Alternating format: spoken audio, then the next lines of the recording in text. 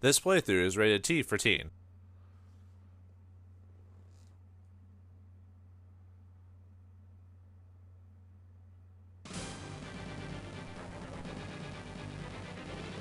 Are you ready for the OG?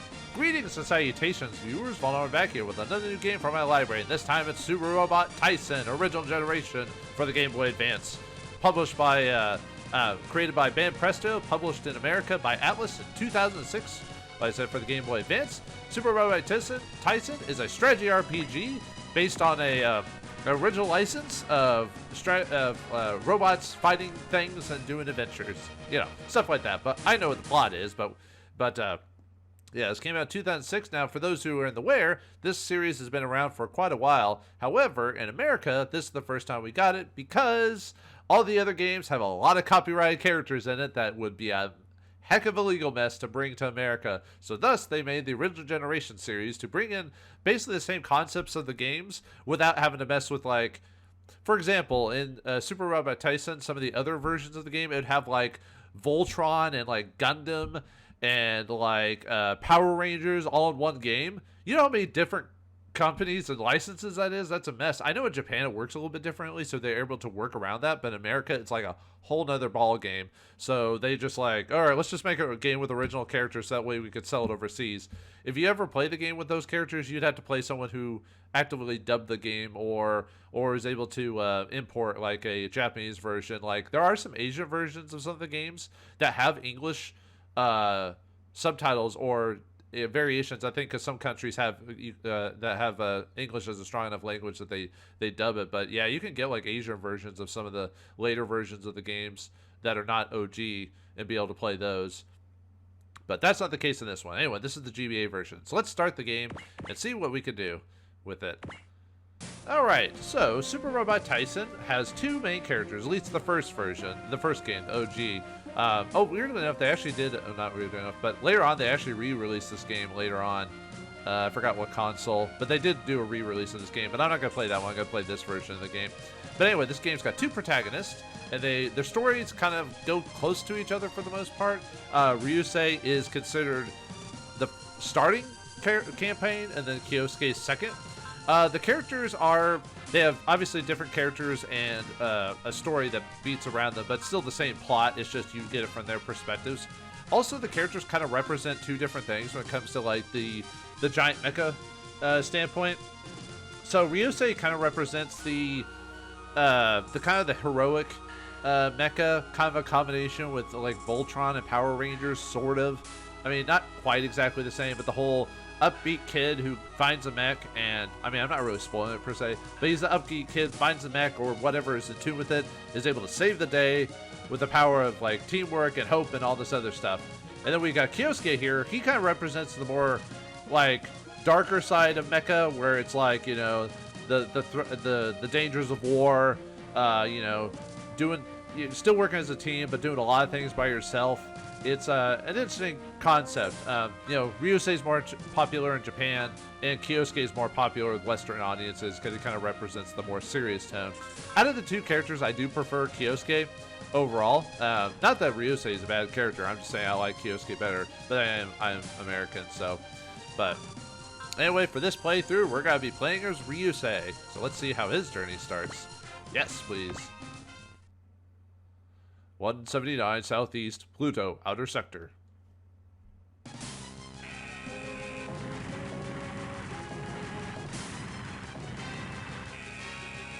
Uh-oh, looks like some danger's going on. All units, report status. Blocks 4-9 and second bridge are gone. Main cannons disabled. And Gigascudo, or whatever, sorry. Surrounded by unknown enemies, sir. Ugh. We're outmatched, sir. We should retreat. There must be something we can do. These bug-like mechs are not in this world, sir. Aliens? Yeah, most likely. Oh, sorry, I forgot I said that. Most likely, considering their size and numbers. Their carrier must be near. We're in grave danger, sir. Just when we reach the outer rim of the solar system. I know, I'm sorry, sir, but we must retreat. If Hiryu sustains any more damage, we'll never make it back to Earth, or even Mars. Very well, recover Gigascudo and pull back. You'll pay for this. What was that all about? I guess we'll know about that later.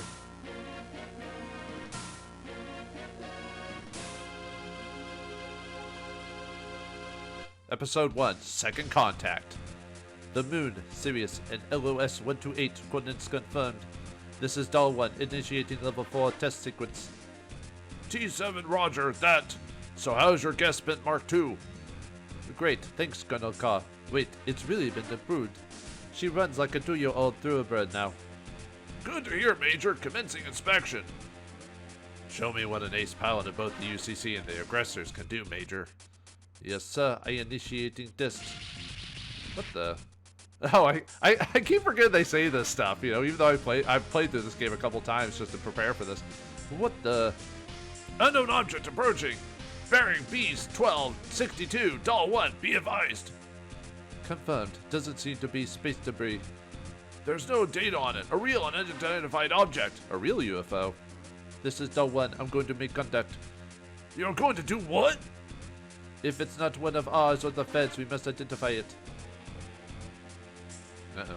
The UFO has increased its speed. It's going to ram into Doll 1. By God, it's coming right for us. It's launching an attack. Get out to them, Major. Get out there, Major. This is Doll 1. I'm switching to combat mode. Combat mode? You're not permitted to engage, Major. It appears I'm already engaged, soldier.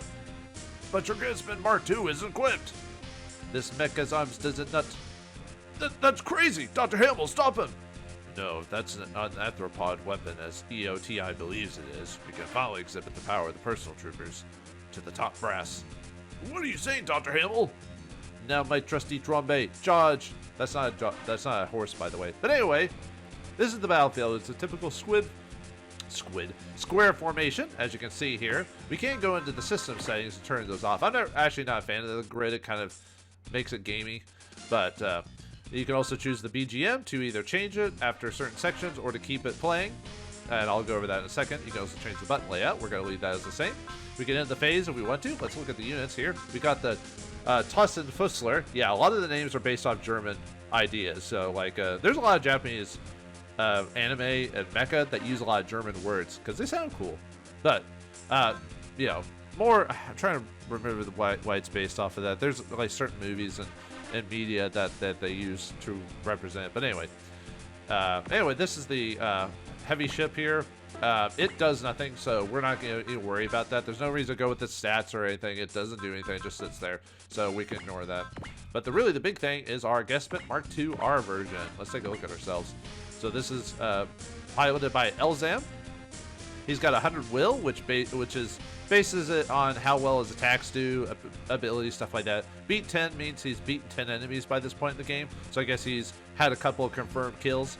He's level 10, he needs 500 experience to level, and he's got a support. What support means is that you can either, depending on your stat or abilities, you can either support attack or support defend. You have to be right next to an opponent to be able to do something like that, though. His type is ground and water, which means he does not work in space. Okay.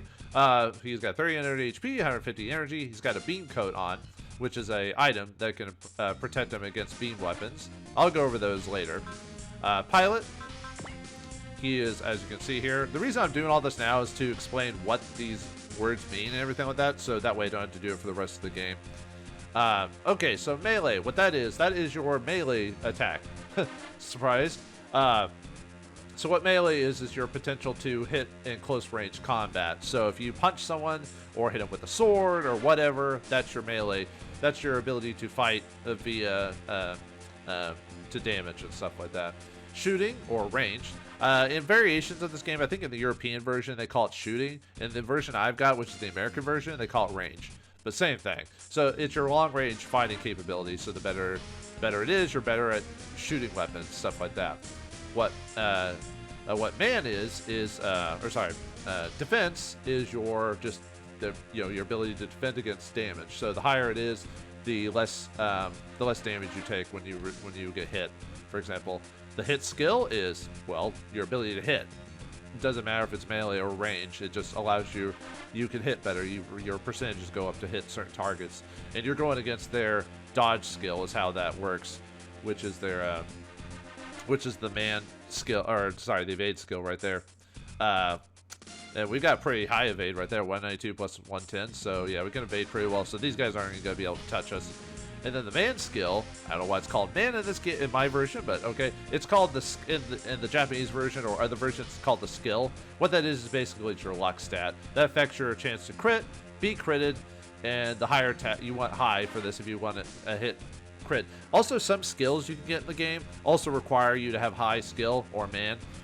Yeah, I don't know. I still don't know why I called it man. They could have called it skill by like SKL or something like that, but anyway.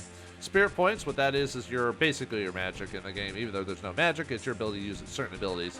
And the pilot points is his experience to be able to upgrade certain skills later on. And then his 3 skills he's got are Focus, Excel, and Sense.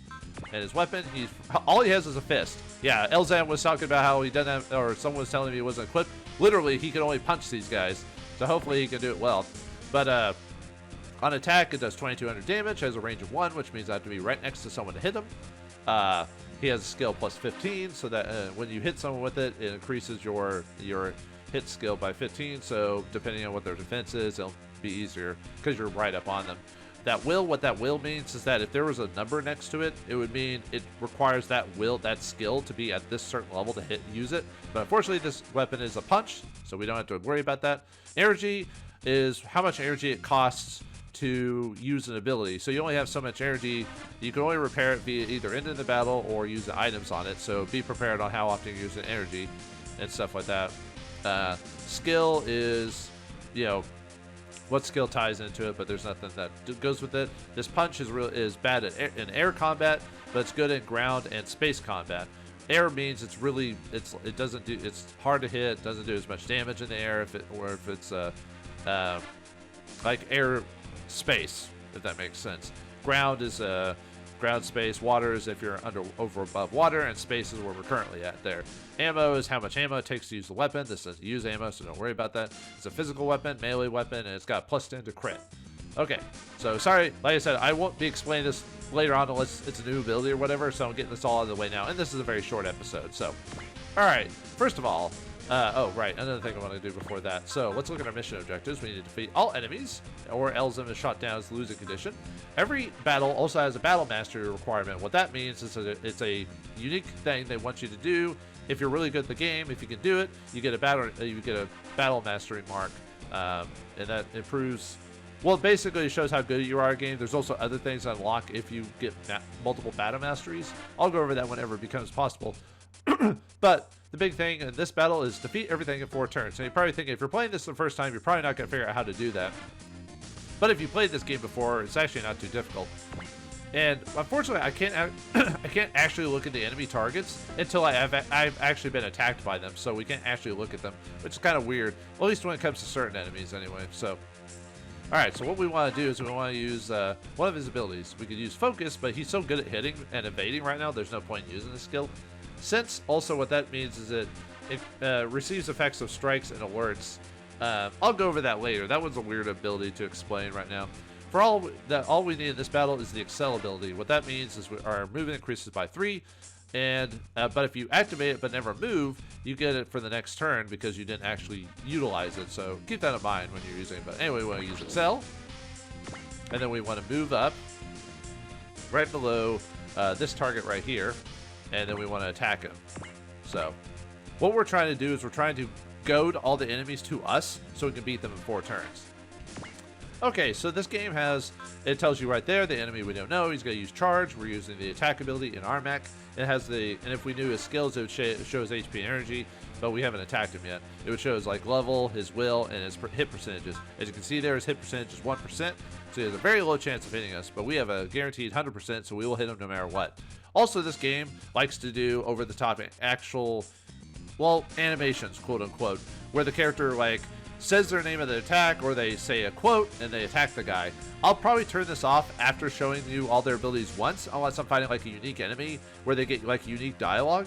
But for the most part, it really drags out the battles. So, if I don't turn this off half the time, battles will take, double or triple the length. You could have hour-long battles that wouldn't take that long if I just turned this thing off. So, I'll only probably turn it on, maybe for specific characters, because you get their battle music if you turn it on. If you don't turn it on, it stays whatever the combat turn music is or whatever it's playing right now. You can't change it to have certain songs keep playing. If you want to have a song keep playing, I do like it. By the way, the music in this game is fantastic. Like a lot of the characters have unique themes to them, except for a few, and most of them are very catchy. Like whoever did the music for this, I'll have to look at his actual name here in a moment. But the guy who actually made the music very, very catchy. Like it's just toe tapping for the most part. But anyway, just as I thought, it's not in this world. There is no way out for you. In this case, even though we're supposed to be punching him, but we charge him anyway. Huh, you aimed at me and my drumbeat? So yeah, they'll have quotes. They usually get like 2 or 3 quotes, usually depending on the enemy. And it's also kind of based if they're about to be destroyed and stuff like that too. But yeah, his music is very catchy. So but anyway, after that, we can also search. What that means is you can search for other allies or targets that have these abilities. So when later on in the game we get like a ton of people, this might make finding people's units a little bit faster. You can also use the shoulder buttons to maneuver between units, but we don't have any other units.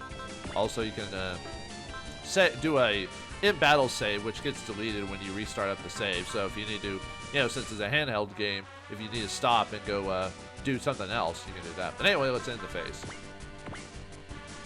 All right, we want to start again. The unidentified object is a bug. A bug? The only good bug is a dead bug. My advice to you, go home. Why does his mech have a face on it? Like, face on his chest. Game on, drumbeat. Yeah, these guys are easy. Alright, and yeah, I can't attack him, as you can see there. He's got to use a ring laser, but there's nothing I could do because I don't have any ranged weapons, so we just have to suck it up. Sometimes with my recording, by the way, I'm recording this with a Super Game Boy player or whatever. So some of the animations, attack from a distance, well done. So sometimes some of the animations don't work, but the ring laser will show up a ring. But yeah, sometimes it'll show and sometimes it won't. So unfortunately, I can't do much about that. It's just the way my recording setup works. So yeah, I don't know why it's not showing today. Oh well, sorry about that. Your power's not been exerted in the game.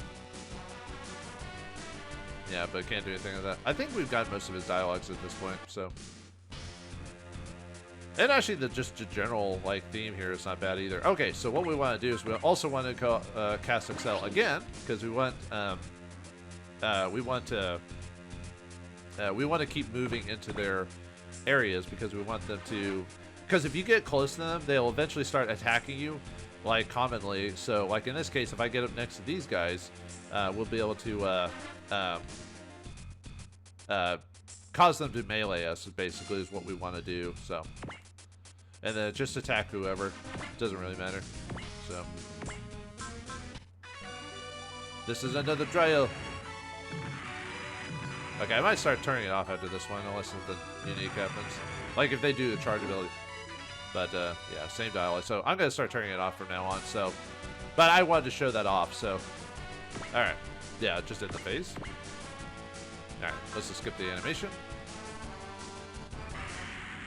Very nice. Yeah, obviously this battle is a tutorial. It's supposed to teach you how to fight, so that's why everyone's so easy. So, because this game was a lot of games in the Game Boy Advance era. A lot of them were made for newbie players. For a lot of people, like if you play Fire Emblem, that was toned down from its original difficulty for a lot of American players. It's the same with this game.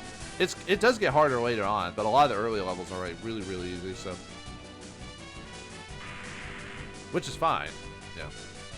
Okay, so since we've meleeed this guy, he will now go after us as a target. So it means his AI is now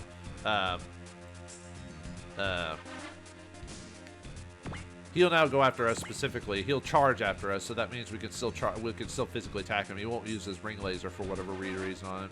So, but anyway, now we don't need to use Excel anymore. So you could use Focus, but our ability to hit him is so easy that we don't have to worry about it. So, all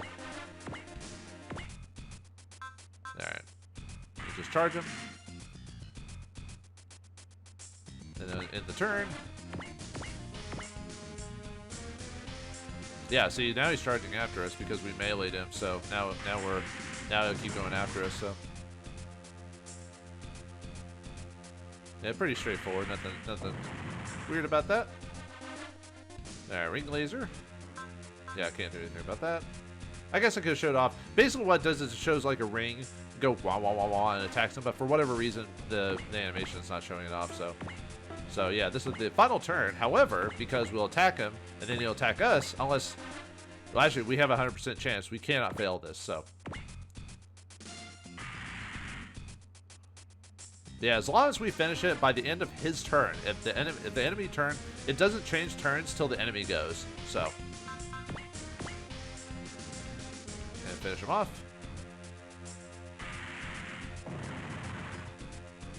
And we got the battle mastery, so yeah, pretty straightforward. What I'll do is I'll try my hardest to get battle masteries on all of them. After pre-playing this, I should be able to get battle masteries pretty frequently. There might be like one battle I might not be able to get it at, but everyone knows that battle. But I'll try my best. What the? More of them? There's another one approaching, Major. I know. What are you doing, Major? I'm going to capture this one alive. What? Nani? Dr. Bian, I need to analyze it back at EOTI. A few years ago, the hero lost contact near Pluto. ... And if this is the visitor Dr. Bian was talking about, the history of mankind is about to enter a new era. And I think Elzam, I remember, makes a couple appearances in the other Super Robot Taisen games, I believe. Because some of this game has, all of them are original characters, but some of these original characters have been in other Super Robot Taisen games. But anyway, yeah, after that we go to the main, we go to the intermission here, and we can go through stuff. However, at this point, since we don't actually have our main character or anything, we can't actually utilize some of the stuff here, so I'm going to ignore this for now.